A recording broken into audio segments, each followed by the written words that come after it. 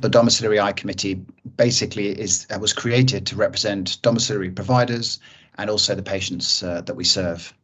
And we want to make sure that we have a voice within our profession and make sure that our views are heard and that we can help influence optometry as a whole and also our sector. I firmly believe that the domiciliary sector has a huge scope for growth. Obviously, we're an aging population. We're all living in our own homes for longer. So there is going to be more and more demand for optometric services within people's own homes. At the moment, we only make up about 3 to 4% of all NHS site test fees that are carried out in the UK. But if we look to the future, in sort of 10 or 15 years' time, that's going to be a significantly higher number.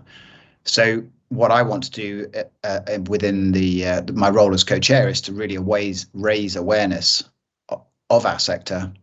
One, to promote it within optometry as a really interesting and varied and rewarding part of our profession, but also to make sure that we are heard within the profession as a whole, to make sure that we get well represented and we can have some influence in the future. The sort of things that I think are really important for us will be, for instance, looking at direct referral pathways and working within ICBs to help facilitate best possible patient care.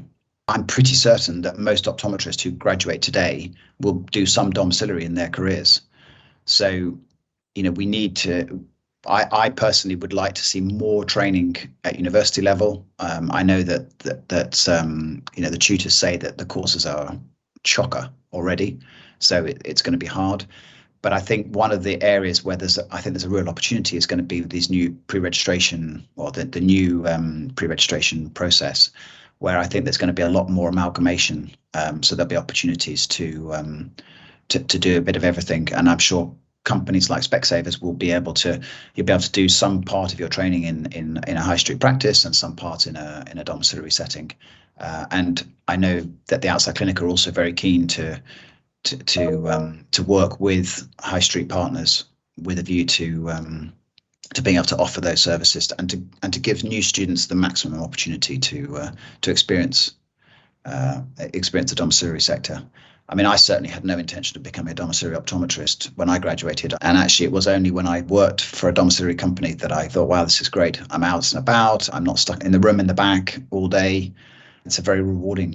You're changing somebody's life who has limited opportunities. I see it as the future of our profession, is to be that point of contact between individuals in their own homes and further ophthalmology care.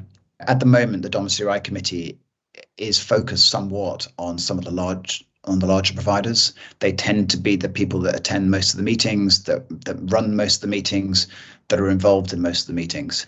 And obviously with the amalgamation of my business, Care Opticians, and Vision Call into the outside clinic group, again, that's pushed more people into the two brackets of the Specsavers or the outside clinic.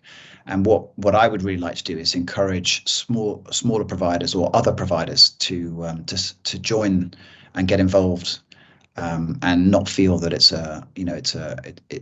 a board only for the larger organisations. And I think everyone would find it very rewarding to either attend the meetings. I mean, we have 4 meetings a year, one in January, one in April, one in late summer and one in the autumn. And to attend those meetings, or at the very least receive minutes of the meetings. The meetings are all done on Zoom, so they're all remote meetings, so that there's no problem attending them. And the meetings are also recorded, so even if you can't join them live, there's an opportunity to listen back. But I think there is a real opportunity to influence our sector, and this is a really powerful way of being able to do that. So hopefully, we can make a big difference. If we are to reassure people of the importance, or to encourage people about the importance of it, when Optometry Wales launched their new structure, which they're hoping will go live later this year, we felt that the domiciliary side hadn't been properly allocated and resourced and looked into, and we felt there was significant scope for improvement in that side. I think, again, it was an opportunity for us to to have one voice to come to them and talk to them and voice our concerns and voice the concerns of all, the vast majority of domiciliary providers in Wales are extremely concerned about how Optometry Wales looks for them and our side of the profession. So again, if we can get more of these people to engage with the committee, then we can help influence those things and help support them. One of the things that we've just recently done is we've launched an email address for the AOP's domiciliary eye committee, which is chair.dec@aop.org.uk. We'd encourage people to reach out either to the AOP directly or to reach out to me, and we'd welcome everybody to come and join join the committee and sit in and have their voice.